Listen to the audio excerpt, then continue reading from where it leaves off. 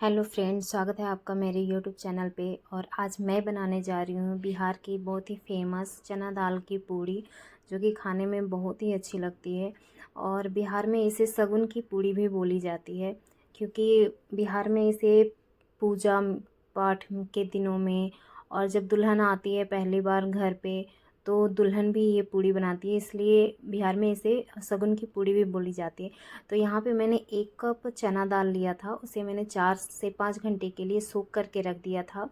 और जब वो सोख हो गया 4-5 घंटे के बाद, मैंने उसे एक कुकर में ट्रांसफ़र कर दिया। और उसमें मैंने 1 चम्मच नमक, हल्दी और थोड़ा सा ऑयल डाल के मैंने उसे 4 से 5 सीटी लगा के पका लिया। तो यहाँ पे मैंने चेक किया तो मेरा जो चना दाल था वो पक गया था। तो कभी कभी फ्रेंड्स क्या होता है कि चना दाल जो है वो 2 से 3 सीटी में भी पक जाती है। ये डिपेंड करता है कि आपकी दाल वो कैसी है। तो यहाँ पे फिर मैंने क्या किया कि एक कढ़ाई में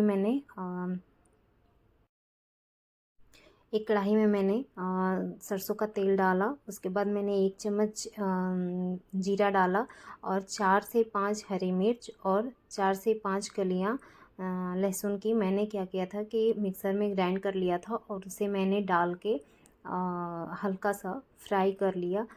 क्योंकि लहसुन का फ्राई करने से टेस्ट कच्चापन नहीं रह जाएगा, इसलिए उसे फ्राई करना ज़रूरी है।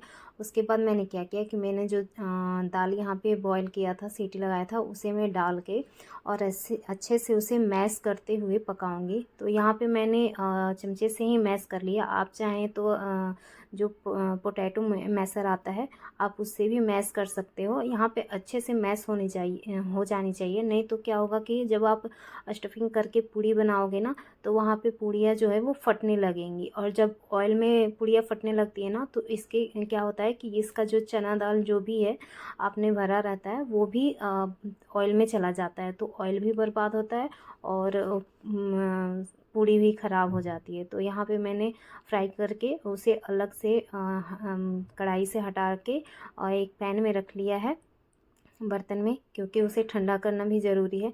उसके बाद मैंने क्या किया कि 3 कप यहाँ पे आटा लिया, उसी में मैंने 1 चम्मच नमक डाला है, और थोड़ा सा मैंने ऑयल डाला, और उसे अच्छी तरह से आटे को मिला के उसके बाद मैंने थोड़ा थोड़ा पानी डाल के उसे एक सॉफ्ट सा डो तैयार कर लिया है। तो यहाँ पे टाइट डो नहीं चाहिए, हमें टाइट आटा नहीं चाहिए, हमें सॉफ्ट ही आटा चाहिए।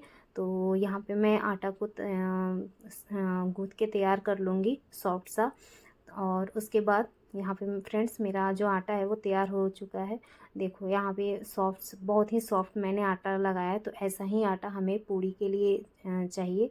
उसके बाद क्या करूँगी कि मैं यहाँ पे आटा को लेके छोटे छोटे लोई बना के उसमें क्या करूँगी कि अच्छे से उसे दोनों हथेलियों के बीच में लेके इस तरह से, और उसे मैं एक बाउल का शेप दूँगी कटोरी में, क्योंकि हमें उसमें स्टफिंग भरनी होती है ना दाल की। तो उसे अच्छे से इस तरह से कटोरी का एक शेप देना है। तो हाथों से इसे आप अच्छे से शेप देके, उसके बाद क्या करना है कि जो हमने चना दाल बनाया था मसाला, उसे हमें लेके और एक गोल गोल सा लड्डू का शेप दे देना है। उससे क्या होता है कि जो हम भरने में हमें इजी हो पड़ता है। तो यहाँ पे मैंने देखिए फ्रेंड्स, यहाँ पे मैंने कितने अच्छे से यहाँ पे डाल के और अच्छे से मैं भर रही हूँ। तो यहाँ पे क्या करना है कि जब आप उसे राउंड राउंड करोगे शेप ना, और अगर स्टफिंग बाहर आ रही है, तो आप उंगलियों से उसे दबाते हुए अच्छे से करोगे, तो वो अच्छे से पैक हो जाएगी, वो बाहर नहीं निकलेगा। तो देखिए फ्रेंड्स, मैंने यहाँ पे इसे तैयार कर लिया है, और मैं यहाँ पे सेम आपको एक और बना के दिखा रही हूँ। क्योंकि कुछ लोगों को क्या होता है ना कि ये जब स्टफिंग करना होता है कुछ भी बनाने के लिए, तो जब हम मसाले को भरने के लिए लोई लेते हैं, तो उसमें कुछ लोगों को दिक्कत आती है। तो ये इस तरह से सेम आप करोगे, सेम प्रोसेस, तो उसमें दिक्कत नहीं आएगी। तो यहाँ पे मैंने इसी तरह से करके सारे ही लोई को मसाले के साथ भर के, और मैंने उसे तैयार कर लिया है। अब यहाँ पे क्या करेंगे कि हम पूड़ी को बेल लेंगे। तो हमें पूड़ी को क्या करना है कि हल्के हाथों से ही बेलना है, इसे हमें दबाते हुए नहीं बेलना है। हल्के हाथों से उसे राउंड राउंड करके और पलटते हुए बेल लेना है। क्योंकि अगर आप दबा के बेलोगे ना तो इसमें फिर फटने के चांसेस हो जाएंगे। तो इसे मैंने हल्के हाथों से बेल लिया है। और उसके बाद क्या करेंगे कि हम एक कढ़ाई में ऑयल डाल के गरम करेंगे। तो यहाँ पे फ्रेंड्स ऑयल बहुत ही अच्छी तरह से गर्म हो जानी चाहिए, क्योंकि आप अगर कम हॉट ऑयल में आप डाल के बनाते हो ना, तो वो फिर फूलेगी नहीं पूड़ी, और वो जब आप बाहर निकालोगे तो वो बहुत ही टाइट सा पूड़ी बन के तैयार होगा। तो यहाँ पे ऑयल को बहुत ही अच्छी तरह से गर्म, जब आप उस पे हाथ रखो ना तो एक भाप आनी चाहिए, इतना गर्म आपको ऑयल कर लेना है। तो यहाँ पे मैं गरम करके और अच्छे से फ्राई कर रही हूँ। तो देखो फ्रेंड्स, यहाँ पे मेरी पूड़ियाँ कितनी अच्छे से फूल रही हैं, देखो। और जो कच्चापन है वो भी नहीं है, और इस तरह से सुनहरा पूड़ी हो जाने तक हमें क्या करना है कि दोनों साइड से पका लेना है। तो यहाँ पे मैं इसी तरह से पकाते हुए अपनी सारी पूड़ियों को बना के और रख लूँगी। और बिहार में इसी तरह से बनती है फ्रेंड्स। और देखो फ्रेंड्स, मेरे यहाँ पे कितनी अच्छी पूड़ियाँ फूल रही हैं। तो ये खाने में बहुत ही टेस्टी लगती है। और अगर आप चाहो तो इस तरह से बना के, और अगर आप फ्राई करना नहीं चाहते हो तो आप इसे पराठे की तरह ही भी तवा पे भी ऑयल लगा के बना सकते हो।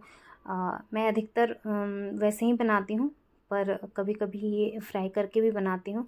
तो आप तवे पे भी पराठे की तरह बना सकते हो। तो यहाँ पे मेरी सारी पूड़ियाँ जो है वो तैयार हो गई हैं। और इसे ना बिहार में गुड़ की खीर के साथ खाई जाती है। तो मैंने इसके साथ खाने के लिए गुड़ की खीर भी बनाई है, जिसकी रेसिपी आपको मेरे यूट्यूब चैनल पे मिल जाएगी।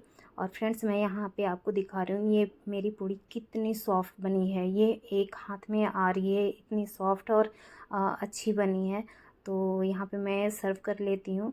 तो यहाँ पे मैंने पूड़ी निकाल लिया, और जो मैंने गुड़ की खीर बनाई थी ना वो भी मैं निकाल लेती हूँ। तो यहाँ पे मैं दिखा रही हूँ आपको फ्रेंड्स कि कितनी अच्छी, और अंदर आप देखो कितने अच्छे वो जो लेयर्स हैं चना दाल के वो आए हैं। तो फ्रेंड्स, अगर आपको मेरी रेसिपी पसंद आई है तो मेरे चैनल को सब्सक्राइब करें और बेल आइकन भी दबा दें, जिससे आपको मेरी यूट्यूब की वीडियो